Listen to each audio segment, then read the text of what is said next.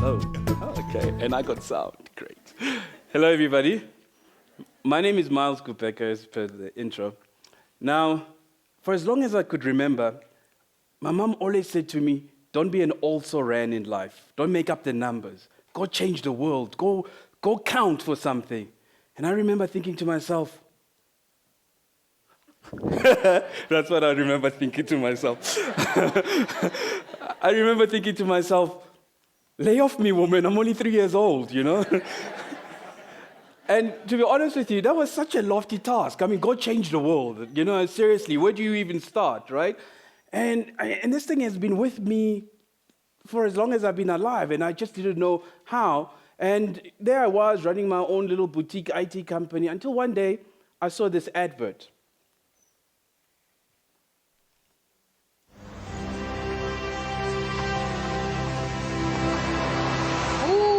Vuyo is such a big dreamer. He started off with one brew And now he's flourished. Южноафриканский бизнесмен Vuyo. Vuyo has become an overnight sensation in Taiwan. No, Japan. Konnichiwa, Vuyo-san. Hey, He's on TV all the time. How could beautiful Burgos roll? made famous by Air Force One. Ain't no stopping Vuyo now. Nobody dreams ordinary. So I drink ordinary beer. He never forgets his roots. Hello, can you hear me? All our people must anxiety. That's what makes him our boy. Step out of the ordinary. Hunter. Refreshingly different. Now, living in a country like South Africa, it can sometimes be daunting. It can sometimes be daunting because we are surrounded by all sorts of stories, you know, negative stories, and it can be, you know, and when I saw this ad, it was aspirational. Here's this entrepreneur from nothing. He built an empire from boerewors rolls. I thought to myself, I wonder if it's based on a true story. I wonder if there's actually a Vuyo out there. You know, and I did one thing that I think kind of changed my life since then. I Googled to find out if there was a Vuyo. Guess what? There wasn't.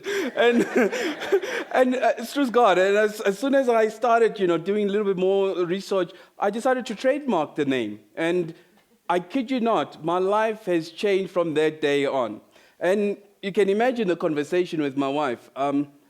Babes, listen, you know, that advert, yeah, on TV, I'm thinking I'm going to start a business based on it, right? And I'm going to leave what I'm doing and I'm going to go out there and I'm actually going to become Vuyo. Her response was, you need to be committed. I go, no, I'm committed to it. No, she said, no, you need to be committed to a psych ward if you're thinking you're going to make that happen.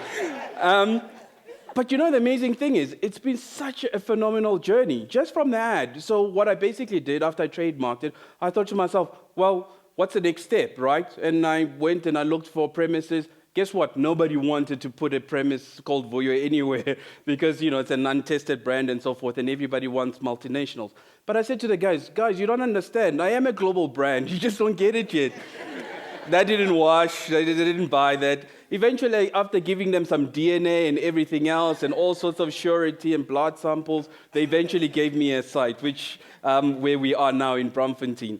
But that was the first part, right? And truthfully, if I were to let you in a little secret, so it's all great to dream big, but it's the doing big that's actually very difficult. Because what started happening was, had I put a business plan for this thing, honest to God, I think I wouldn't have started it because it would have been that too much daunting, right? So what I did, I just made things into little compartments. So I just found the site. I went through that process. So when I got through that process was, well, I need someone to design the store. And literally, I went to a designer and I said, I always wanted the greatest restaurant or fast casual restaurant because, you know, in South Africa, it's either they're very boutique restaurants and they're great, but they're very pricey, or they're very dodge, you know? And I thought, it's about time as South Africans we had a really good product that we can be proud of. Like Nando's, for example. And they're a great international brand. Only problem, of course, is that they sell Portuguese chicken. So I wanted to change that. I want to be the first South African brand globally that sells South African food. Go figure, right? And I approached the designer. I said, I want world-class store, but I have zero budget, so I'm going to... That's actually what he did. He laughed. But eventually, because I had showed him that I had started with something, I already trademarked, I got the store, it was easier for him to believe in my vision because I had done something, which reminds me of my mother's other famous saying that in life, if you're stuck on the side of the road, like, your car packs up, and it happens a lot when you're an entrepreneur, by the way, and you're stuck on the side of the road, people tend to drive past you. But if you're stuck on the side of the road and you get out of your own car and you start pushing, you'd be surprised as to how many people stop to help. And that's exactly what happened with me and Willem, who's now become a good friend of mine, who helped me design the store. And that journey just continued. But now I've got this amazing store. What now, right? Again, compartmentalizing things. And then I'm like, okay, great. So big launch. We started, the inaugural date of the store was the 12th of the 12th of the 12th. I thought that was a good omen. But we launched it on the 26th of December. So I thought, nice Christmassy feel. How about we make it snow in the middle of an African summer? I'm a big dreamer after all, right?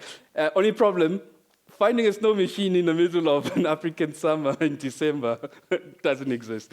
So after calling and calling, I eventually got a guy who said, what's sitting in Cape Town? I said, no, I'll organize you one. What I didn't know is that he'd bring 4 of them, okay? And this basically is what happened. We launched a store, and everybody had an amazing white Christmas, and the food was amazing, and people couldn't believe it. It was totally phenomenal. And we ended up, like I said, we had 4 snow machines. The challenge, of course, was, except for the people who were in store, no one else saw it, because, again, in Braamfontein, in the middle of December, everybody's out on the coast, so no one saw it. So there I am the next day, sitting in this beautiful, pristine restaurant, if I might say, and 0 customers. Oi. And I remember thinking to myself, what now? Again, compartmentalize the problem. I tend not to romanticize problems. I find, just deal with it as opposed to whinging about it. So I picked up the phone and I called the Sunday Times. I said to them, hey, would you be interested in hearing about how we made it snow in the middle of an African summer? And they said, hold on. And they put me to the reporter. And I repeated the same story to him. And I'll be honest, I didn't think he was that much interested. I mean, so what? He said, send me a couple of pictures, which I did. But I wasn't getting the feeling that we were making any headway. And then I decided I'll write the story for him. And I did. And I typefaced it. I put his byline. I changed everything. And I used all these good words, amazing food, this and that. And I emailed it to him. And he called me about 15 minutes later with a little bit of a smirk on his voice and asked me more questions. At this point, I'm thinking maybe we'll make it to page 65. Lo and behold, we got woken up the next day on Sunday by front page of the Sunday Times when everybody was calling and saying, what? And that started another journey for us. So, met lots of people. Interesting people, some more interesting than others. I've dined with princes now or royalty, so that's been quite cool. But that's been my journey. That's one part of the story. So I've always had 3 major visions in my journey, and it's to make South African food world-class. No different than when you think Italian, Chinese, or Japanese. That's my passion. That's what I want to achieve with the gift I've been given. And then secondly, I want to increase the scale. I want to make it so accessible. Have you tried looking at how much it costs to set up a fast food retailer these days? Multi-millions. That makes it inaccessible. And fast food franchises are one of the best business models because they've been tried and tested. So I said to myself, how am I going to do it differently? How am I going to change the world? And this is what I've basically started doing. By the way, that's our food. It's just before lunchtime. I thought I'd throw in that plug in there. But the point there is, you would agree, our boerewors rolls have never looked any better, So we're raising the game. That's the first part. The second part is obviously where the business model is that to empower other entrepreneurs from a cart level to the mobile food truck to the restaurant. So this is what we've done. We've partnered with SPAR, and we've created an initiative where we find entrepreneurs, we train them, and we give them these food carts for free. And they're based outside every SPAR. zero input costs for the entrepreneur. And this is where I'm genuinely passionate about, because equally, I've had an opportunity where someone came and gave me a leg up, and this is what we're doing. So this is what I did yesterday. I rolled out a cart in the morning. We unveiled it. It said, "Hello, world." And the guy on the left, appropriately named, his name is Lucky. He was the first recipient of our mobile cart program. And Lucky, basically, that's his business.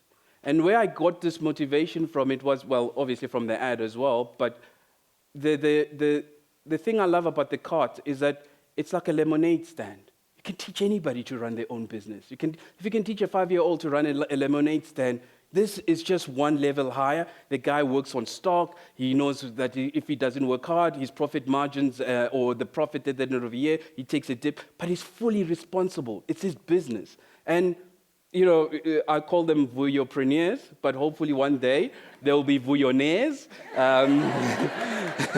So this is the deal. We're busy rolling them out at spas across the country. I like to say we're changing the world at one boerewors roll at a time, or more like we are on a roll. Better yet, we rock the roll.